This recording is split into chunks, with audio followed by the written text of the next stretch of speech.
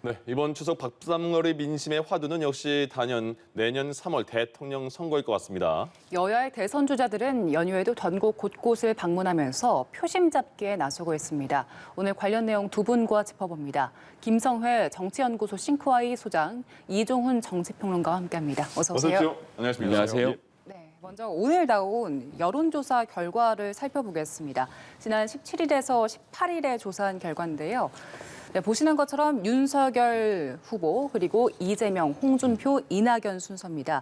지금 이재명 후보가 4.2%포인트 하락하면서 23.6%로 2위를 차지한 모습인데 일단 이번 주 나온 여론조사 결과는 두 분 어떻게 보고 계십니까? 네, 일단 1, 2위라고 하기가 좀 그러기 오차범위 안은 맞죠? 이 오차범위 아닌데다가 여야를 다 저렇게 섞어서 네. 여론조사를 하는 게 이제 우리나라에만 있는 독특한 네. 풍습이라서 네. 오히려 이제 윤석열, 홍준표 합을 하고 그다음에 이재명, 이낙연 합을 해서 보면 네. 예, 국민의힘이 지금은 조금 더 인기가 있구나 이런 거를 알고 있을 정도의 결론이라고 생각을 하고요. 네. 특히나 이제 범진보층 내에서 대결해서 이재명 후보의 여전히 강세 그리고 이재명 후보가 다른 후보들과 1대1 대결에서도 여전히 예전과 크게 스코어가 달라지지 않은 점을 고려하면 예. 4.2% 하락이 뭐 특별한 의미를 가지지는 않는다. 저는 이렇게 보고 있습니다. 네. 이종훈 평론가께서는 어떻게 보세요? 글쎄요. 근데 이재명 후보의 그 하락에는 최근에 뭐 많이 논란이 되고 있는 그 대장동 관련한 네. 그 의혹이 일단 영향을 좀 미친 게 아닌가 이렇게 생각이 들어요. 그러니까 아직까지 뭐 또 물증이라든가 이런 것들이 확실하게 지금 나온 상황은 아니고 또 수사가 지금 진행될 예정 아니겠습니까? 예. 그래서 결과를 좀 지켜보긴 해야 되겠는데 일단 이게 좀 개연성이 좀 적잖이 있다라고 보는 분들이 지금 꽤 늘어난 게 아닌가. 그래서 그게 좀 반영이 된 그런 상황이고 윤석열 후보는 오히려 지금 이제 더 높아졌는데 예. 그러니까 이 고발 사주 의혹과 관련해서도 마찬가지. 그러니까 뭐 어떤 결정적인 증거가 안 나오고 있는 상황에서 오히려 이 제보자 그 조성은 씨 관련해서 그 주변 관련한 의혹들이 지금 더 많이 제기가 되고 있어요. 예. 박지원 원장 관련한 것도 마찬가지고. 그러면서 이건 결과적으로 지금 윤 후보 같은 경우에는 이게 플러스 요인으로 좀 작용하고 있는 게 아닌가. 이렇게 생각을 합니다. 예. 네, 이번에는 각 진영별로 적합도 조사를 알아보겠습니다. 먼저 범진보권 적합도 조사인데요. 네, 이재명 후보가 28.6% 그리고 이낙연 후보 22.6%입니다. 최근 들어서 그 민주당 내에 여러 가지 이슈들이 있었습니다. 정세균 후보가 사퇴를 했고 그리고 이낙연 후보 역시도 의원직 사퇴가 처리가 됐잖아요. 일단 이런 일련의 사건들, 결정들이 앞으로 호남 경선에는 어떤 영향들을 미칠까요? 예, 크게 안 미칠 것 같습니다. 크게 안 미칠 예, 것 같습니다. 일단 정세균 후보 말씀부터 드리면 전북이 본인은 본거지인데 네. 거기 나가기 전에 지금 사퇴를 했단 말이에요. 이 얘기 뭐냐면 이번 선거가 조직으로는 안 되는구나. 내가 충청도에서 그렇게 조직에 노력을 해서 대의원이 22%라도 이 당원으로 가면 7%로 안 되는구나를 깨달았기 때문에 네. 조직 선거 안 되는 점에서 그만두셨다라는 것을 이제 고려를 하면 정세균 후보가 자 이렇게 투표를 합시다 하고 한다고 해서 표들이 움직이겠냐? 아니라는 거죠. 그럼 호남 지역은 독자적으로 호남의 당원들이 표심을 내보이실 텐데요. 또 하나 중요한 것은 호남의 모임표는 내년에 있을 6월에 있을 지방자치 선거를 앞두고 좀 모집한 당원들이 꽤 있습니다. 20만 명 중에 비중을 제가 정확히 따질 수는 없지만 꽤 있다라고 보고 그 이후에 있을 지금 이 소위 말하는 선거인단 또 별개거든요. 네. 그런 것을 놓고 봤을 때 호남은 전통적으로 하던 방식대로 민주당 대통령 후보는 내가 뽑는다라는 생각을 하신다면 이재명 후보가 나쁘지 않은 성적을 거둘 것으로 일단 그렇게 보고 있습니다. 그러면 그 최근에 친문 의원들 3명 있잖아요. 홍영표, 신동근, 김종미 의원들이 이낙연 후보를 공개적으로 지지하고 나섰는데 이런 부분들도 뭐 그다지 큰 영향을 못 미칠까요? 예, 전 오히려 그것은 이제 8월에 있을 당대표 선거를 앞두고 세력 내의 움직임을 서로 이제 이합집산을 하고 있는 것으로 보고 의원들이 움직인다고 해서 당원들이 움직이지 않는다는 것이 이번 선거의 가장 큰 특징이다. 추미애 후보의 11%를 보면 딱 나오는 결론이겠죠. 예. 그럼 범보수권 대선 후보 적합도 조사도 보겠습니다. 홍준표 후보, 윤석열 후보 거의 박빙으로 나오고 있어요. 예, 그렇습니다. 그러니까 최근에 그 홍준표 후보가 지금 상당히 좀 상승세를 타고 있는 건 좀 분명한 것 같고요. 예. 그래서 이제 거의 양강 구도가 지금 형성된 거는 지금 맞는 것 같고, 그런데 이 구도가 그대로 갈지는 사실은 조금 더 지켜봐야 될 대목이 있다라고 생각해요. 그러니까 이 홍 후보자가 그 지지율이 급상승한 게 사실은 굉장히 단기간에 급상승했거든요. 네. 뭐 여러 가지 요인이 있겠습니다만, 뭐 일종의 사이다 공약들 이런 것.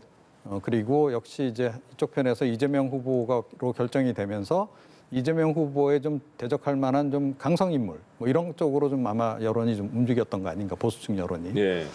그런데 이제부터 본격적으로 이제 토론이 시작이 된단 말이죠. 예. 그러면 이제 이제까지 좀 잘 이루어지지 아니했던 이제 뭐 어떤 이슈라든가 정책이라든가 비전이라든가 이런 쪽으로 이제 검증이 들어가기 시작한다는 거죠. 예. 자, 이제 그러면서 또 이제 토론 역량 부분도 함께 또 이제 검증이 되지 않을 수 없는데, 이런 상황으로 가게 되면 제가 보기에는 다른 그 당내 대선 주자들이 조금 더 부상할 가능성이 없지 않아 있다, 이렇게 생각을 해요. 그러니까 윤석열 후보 같은 경우에는 뭐 아시다시피 뭐 토론 준비가 좀 잘 안 돼 있고 또 이슈나 비전 부분도 좀 취약한 그런 상황이고, 예. 홍 후보 같은 경우에는 뭐 그런 부분에서 준비가 좀 돼 있는 편이긴 한데 너무 한쪽으로 좀 편향된 그런 그 이슈 내지는 그 공약을 지금 내걸고 있다는 거예요. 뭐 갑자기 사형제를 부활시키겠다라든가 또 뭐 최저임금제를 없애겠다라든가 뭐 강성노조를 해체시키겠다라든가 이런 것들이 좀 강성 보수들이 보기에는 좀 솔깃하긴 한데, 이게 사실은 본선에 올라갔을 때 과연 경쟁력이 있느냐, 중도층의 마음을 사로잡을 수 있는 공약이냐 하는 부분에는 좀 의구심이 든다는 거죠. 그래서 제가 보기에는 토론이 좀 진행이 되면 예. 뭐 유승민 후보라든가 하태경 후보라든가 또는 이제 원희룡 후보라든가 약간 그 중도층에 좀 약간 그 소구력을 가질 수 있는 그런 후보들이 조금 더 뭐 관심을 더 끌 가능성이 좀 있다, 이렇게 생각을 합니다. 예, 이번에는 정당 지지율 관련된 조사 결과를 보겠습니다. 국민의힘 지지율이 40%를 기록했거든요. 이게 2주 연속 상승한 건데, 리얼미터 집계 기준으로 2016년 국정농단 사태 이후에 최고치이기도 하고, 그리고 당이 출범한 이후에도 최고 수준이라고 합니다. 일단 이 결과는 어떻게 해석을 하십니까? 일단 대선 주자들 최재형 후보 또 윤석열 후보 등을 영입을 했죠. 그것이 전 활기를 좀 불러일으켰다고 보고, 누구보다도 1등 공신은 지금 화면에 나오고 있는 이준석 대표가 아닌가 싶습니다. 이준석 대표가 등장해서 대구에 가서 탄핵의 강을 넘읍시다라고 이야기를 했고, 그것을 감내하고 당원들이 선택을 했잖아요. 그러니까 이제 밖에서 다른 시민들이 보기에는 국민의힘은 그럼 어쨌거나 변화하려고 하는 거네. 그러고 나서 수사를 담당했던 윤석열 검찰총장이 영입돼서 1등을 하고 있는 이런 그림. 그러니까 뭐라고 야단을 맞으니까 움직이는구나, 이런 생각에 국민들이 마음을 푸는 것이 아닌가라는 그 점이 좀 이 지지율을 높게 가져가는 것 같습니다. 네, 이종훈 평론가는 이 결과 어떻게 보셨어요? 예, 그러니까 뭐 컨벤션 효과도 좀 상당 부분 작용하는 것 같아요. 그러니까 뭐 아시다시피 이제 민주당 쪽에서 이제 대선 후보 경선을 먼저 시작을 했고, 초반에 그래서 상당히 이제 민주당 쪽의 그 정당 지지율이 좀 최근에 약간 상승하는 국면으로 좀 접어들은 바가 있었고요. 네.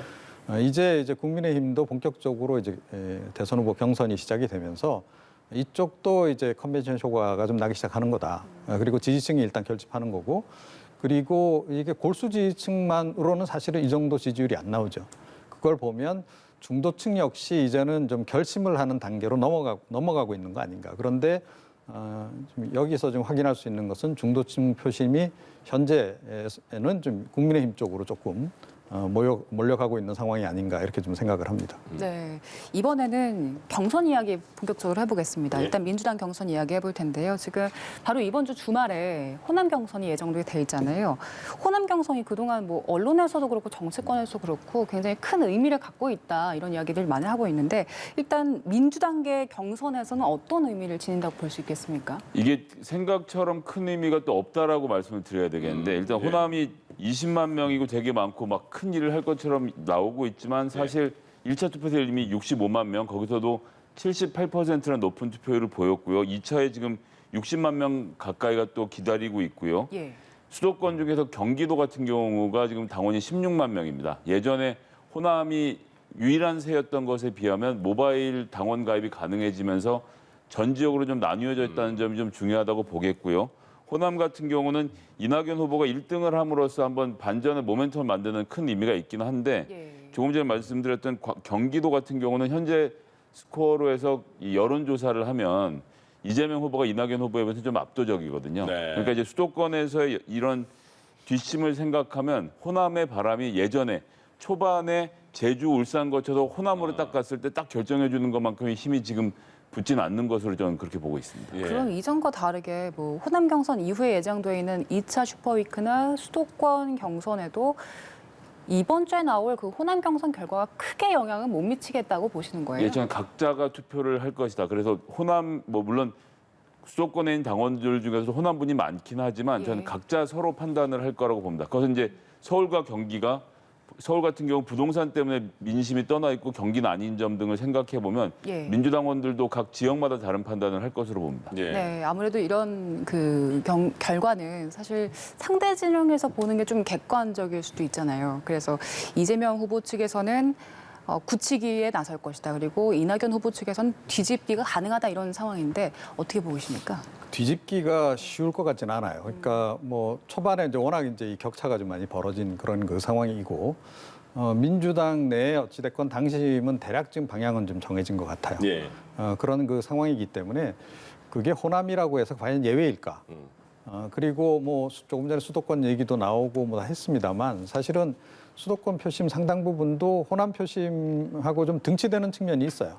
그 수도권에 이제 올라와 계신 이제 호남 출신 분들이 많이 참여하기 때문에 그래서 네. 크게 다르진 않을 것이다. 그래서 전체적인 그 기조면에서 볼 때 제가 보기에는 그러니까 격차가 약간 좀 줄어들 수는 있다라고 봐요.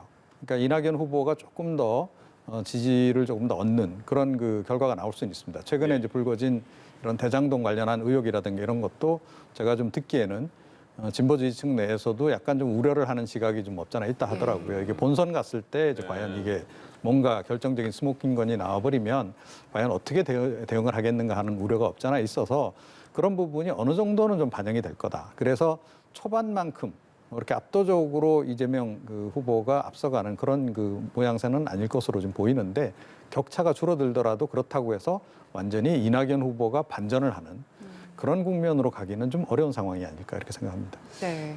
민주당에서 광주에서 이제 그 호남 투표하기 전에 토론회 있잖아요. 광주 MBC에서. 근데 거기서 보니까 이낙연 후보는 굉장히 많이 이재명 그 후보에 대해서 이 대장동 개발 의혹에 대해서 공격을 하더라고요. 그래서 네. 이재명 후보가 1원이라도 받았으면 공직 다 사퇴하겠다까지 말을 했잖아요.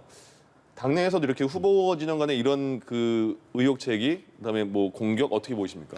일단 이낙연 후보에게 아쉬운 점은 그러니까 뭐 네거티브 할 수 있는데요. 네거티브만큼 본인의 포지티브가 같이 좀 나와야 되는데 두 가지를 다 하고 있는데 이낙연 후보 자체 공약에 대해서는 아무도 모르고 있는 상황이 네거티브가 압도를 하고 있기 때문이다. 거꾸로 네. 얘기하면 모두가 이재명 후보에 대한 관심을 갖고 있는 건데 거기에 이낙연 후보까지 이재명 후보의 여태껏 호호를 따지더라도 거기다 자꾸 관심을 쏟아주는 자체가 저는 글쎄 불리하다고 보고요. 특히나 지금 처음에 최초 공격에서 뭐 5천만 원을 몇 배 이렇게 얘기하다가 네.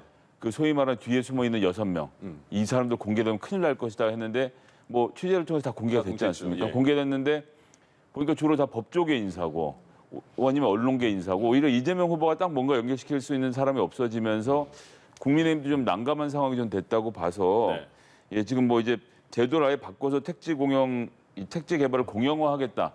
오히려 이낙연 후보가 칠 부분은 여기에 있습니다. 모든 택지 개발을 공영화하는 건 불가능하거든요. 그러니까 무조건 한다고 하지만 그게 되겠습니까라고 이런 식의 공격이면 모르겠는데 예. 뭔가 의혹이 있는 거 아니냐라는 것은 정확한 의혹을 갖고 얘기하지 않으면 본인에게 유리하게 작동하지는 않을 것 같습니다. 네, 그리고 어제 또 추미애 후보 같은 경우에는 토론회에서 이렇게 대장동 의혹을 공격하는 것이 당내에서 공격하는 것이 결국에는 야당의 선거 전략에 따라가는 것이다 이런 주장도 했었거든요. 이 주장은 어떻게 보셨어요? 예, 3등인 추미애 후보로서는 2등인 이낙연 후보를 때려야 되는 상황이기 때문에 하는 말이라고 뭐 의미는 있는 말이지만 네. 네거티브를 안 할 수는 없죠. 검증은 당연히 해야 된다고 생각해서 이낙연 후보가 네거티브를 하는 것 자체를 공격해서는 안 된다고 생각합니다. 예.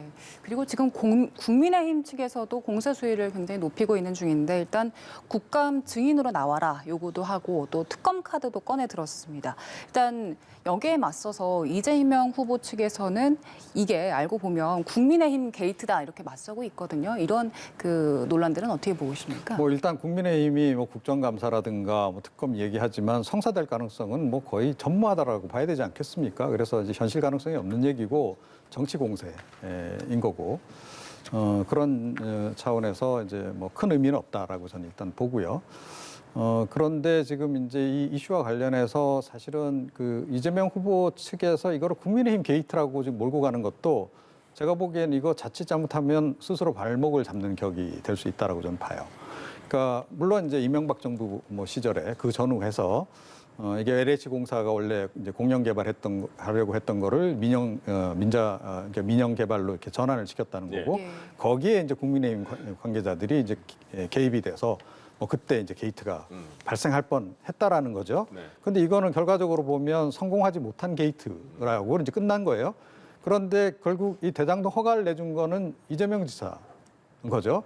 그리고 이제 본인은 이제 그 수익의 절반을 어찌 됐건 성남시 준공영 방식으로 해서 그러니까 성남시 쪽에서 확보를 했다 수익을 그렇게 얘기를 하는데 이거를 좀 연결시켜서 설명을 하면 국민의힘 게이트를 내가 절반 성공시켜줬다 하는 얘기밖에 안 돼요. 예, 그래서 민영 그 개발자들하고 우리 성남시하고 반반씩 이익을 나눠 가졌다 이 얘기란 말이에요. 그래서 이게 논리적으로 과연 이게 적합한 대응인지 좀 납득이 안 가요. 그래서 사실은 이 관련한 의혹이 더 지금 그 일파만파 퍼지고 있는 상황이다 이렇게 생각합니다. 네. 이거에 대해서 그 이재명 후보가 그 SNS에 공개 수사 의뢰까지 요청을 했는데 수사는 지금 들어간 상태가 아직 아닌 거죠? 예, 그 제가 아는 바로는 아직 수사가 들어가진 않은 상태인데 여러 가지 지금 이제 사실관계가 불거지고 있는 것으로 이렇게 알고 있습니다. 지금 예. 그 화천 대유에 대해서 한국일보에서 이 대표에 대한 인터뷰를 네네. 지금 하고 있잖아요. 계속 네. 하고 있던데 쭉 그 자세하게 나오던데 전혀 뭐 이재명 후보랑은 일면식이 없었고 네. 그리고 돈을 주거나 받거나 그런 거에 대해서 일절 부인하고 있는 상황이거든요.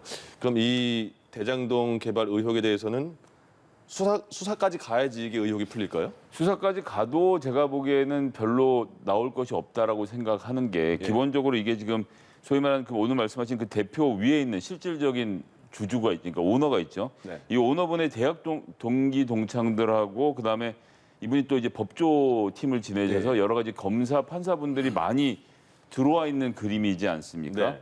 그것이 기본이고 그다음에 성남시 이제 그 당시 사정을 잠깐만 말씀드리면 모라토리움 선언에서 그 행안부에서 당신들은 지방채도 발행하지 마라고 해서 이 개발할 돈이 없었고 소위 말하는 성남개발공사라는 데가 자본금이 50억이에요. 그럼 5억 이상 출자를 할 수가 없거든요. 그러니까 개발권은 갖고 있는데 수익을 자기 혼자 낼 수가 없는 구조가 되니까 민간 자본 끌어오는 대신 일단 내 건 다 차지하고 네. 나머지를 나눠 드세요라고 말하는 구조가 당시 이제 새롭게 나온 거죠. 이것이 정책적으로 옳았냐에 대해서 논쟁은 할 수 있지만 예. 이재명 후보가 이만큼 먹고 더 남을 테니까 그건 나중에 나한테 몰래 주세요라고 했을 가능성은 제가 보기에는 매우 낮아서 그렇게 그림을 가져가면 별로 유리해 보이진 않습니다. 네. 예. 일단 수사를 통해서도 뭐 드러날 것이 그다지 크진 않을 것이다라고 그러니까 보시는 거죠? 조금 전에 말씀드렸던 그런 검사들이나 판사들이 처음부터 적법하게 처리를 하려고 노력을 했을 것으로 보기 때문에 네. 안 그랬으면 벌써 한두 사람 정도는 누가 이 뇌물을 받거나 아니면 뭐 이 주주 중에 한 사람 들어가 있거나 이게 예. 좀 흔하게 생각하는 그림인데 아직 나오지 않았죠. 예, 알겠습니다. 그리고 야권 이야기를 좀 해보겠습니다. 네. 지금 윤석열 전 검찰총장이 텔레비전 예능 프로그램에 출연을 했는데 일단 보셨습니까? 어떻습니까?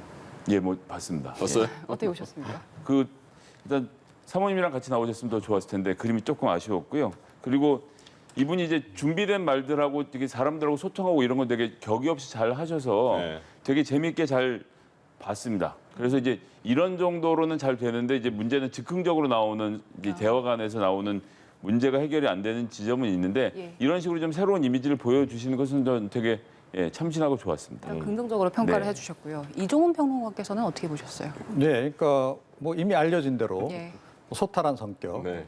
그리고 뭐 역시 이제 좀 술을 좋아하시는 것 같고 사람들하고 만나 대화하시는 거 좋아하시는 것 같고 그런 인간적인 면모가 이제 잘 드러난 그런 프로그램이었다라고 저는 생각은 해요. 네. 자, 그런데 이제 문제는 대통령이 이것만으로 충분하냐는 거죠.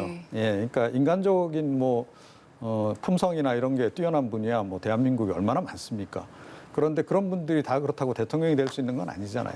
대통령 되는 것과 관련해서 특히 그 윤 후보자 같은 경우에는 역시 뭐 비전이라든가 정책이라든가 이런 부분에서 어느 정도는 좀 이 준비가 돼 있는 모습을 좀 보여주지 않으면 안 되는 지금 시점에 왔다라는 거예요. 이제까지는 뭐 토론도 조금 피하면서 뭐 나름 이제 학습 과정을 이제 거쳤을 거라고 보는데 이제는 더 이상 피해갈 수 없는 그런 이제 국면에 이제 온 거다라고 생각하고요. 예. 그 부분은 인간적인 면모하고 달리 어찌 됐건 국민들이 좀 냉철한 잣대를 들이댈 거다.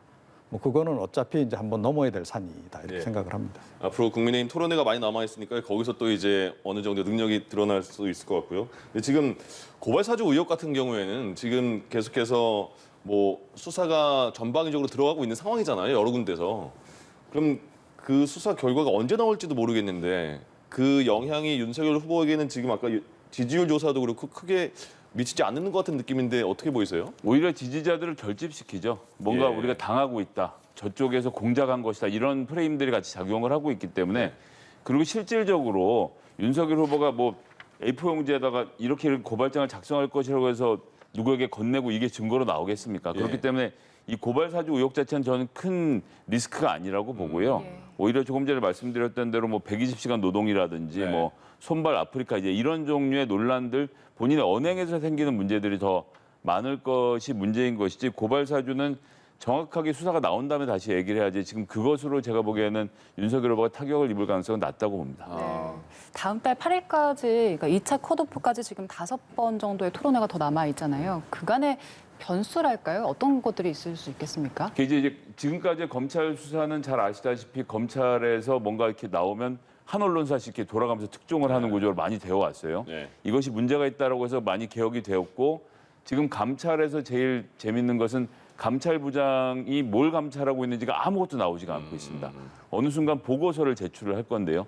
이 보고서에 어떤 내용이 담겨 있을지에 따라서 여파는 미치겠지만 여전히 이것도 역시 검찰 개혁의 이슈로 접근을 해서 그런 정도 차원의 문제가 되지 대권 자체는 뭐 흔들리지 않을 거라고 봐서 저는 딱 두 가지를 보는데 첫 번째는 홍준표 대표는 정책이 좀 부족한 게 문제입니다. 내가 지금까지 해봐서 아는데 20년 동안 했던 정책을 가지고 이건 이렇게 저건 저렇게 본인 대안은 얘기하는데 미래 대한민국에 대해서 얘기를 못하고 있다는 점이 무척 아쉽고요. 윤석열 후보는 정책에 대해서는 많은 진용을 갖추고 있는데 이것이 본인의 언어로 소화돼서 나오는 과정. 이게 좀 부족한 점이 앞으로 극복해야 될 점이고 이게 토론에서 부각되지 않을까 생각을 합니다. 네, 각 후보가 좀 보완할 점을 짚어주셨는데 앞으로 그 변수 어떤 것들이 있다고 보십니까? 네, 역시 이제 뭐 그 토론을 보게 되면 국민들이 이제 판단을 내리죠. 그러니까 토론을 하는 태도부터 시작해서 토론 역량, 그와 더불어서 이제 비전과 정책 이것 숨길 수 없거든요. 토론을 하다 보면 다 이제 드러나게 돼 있습니다. 그래서 역시 이제 그 국민의힘 지지층 또는 중도층 중에서 국민의힘 후보에 관심이 있는 분들은 뭘 위주로 볼까요? 역시 본선 경쟁력을 위주로 볼 겁니다. 저쪽에서 이재명 후보가 결정됐을 때 이재명 후보와 맞짱 토론을 해서 내용 면에서나 형식 면에서나 밀리지 않을 만한 사람이 과연 누가 있을까? 네. 그리고 결국은 본선은 중도층을 놓고 싸우는 싸움 아니겠습니까? 그래서 중도층에게 조금 더 잘 먹혀들 수 있는 후보, 그러니까 그쪽에 소구력을 가질 수 있는 후보를 아마 이번 토론 과정에서 골라내는 그런 과정이 될 것이다. 그래서 사실은 홍준표 후보가 1개월 불과 한 달 사이에 뭐 이렇게 좀 급상승하는 그런 굉장히 요동치는 국면을 보였는데 네. 다시 한번 요동칠 가능성도 없잖아 있다. 이렇게 생각을 합니다. 네, 두 분과 함께 정치권 소식 짚어봤습니다. 김성회 정치연구소 싱크와이 소장, 이종훈 정치평론가와 함께했습니다. 고맙습니다. 고맙습니다. 감사합니다.